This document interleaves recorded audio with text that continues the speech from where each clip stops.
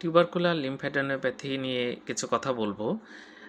আমরা জানি যে আমাদের ফুসফুসে যে যক্ষ্মা হয় সেটা জীবাণুটার নাম হচ্ছে মাইক্রোব্যাকটেরিয়াম টিউবারকুলোসিস।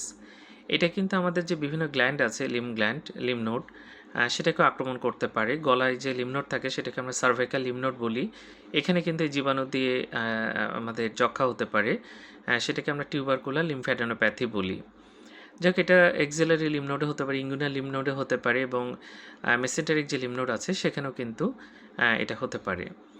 তো যাই হোক, এটা আমরা হাত দিয়ে পরীক্ষা করলে বুঝতে পারি এটা ফার্ম থাকে, অর্থাৎ খুবই হার্ড বলতে যেটা শক্ত বোঝায় সেরকমও না, আবার যে খুব নরম সেরকমও না, মাঝামাঝি একটা অবস্থা। এবং এটা কিন্তু কয়েকটা লিম্ফ নোড দেখা যাচ্ছে একসাথে লেগে থাকে, যেটাকে আমরা ম্যাটেড বলি।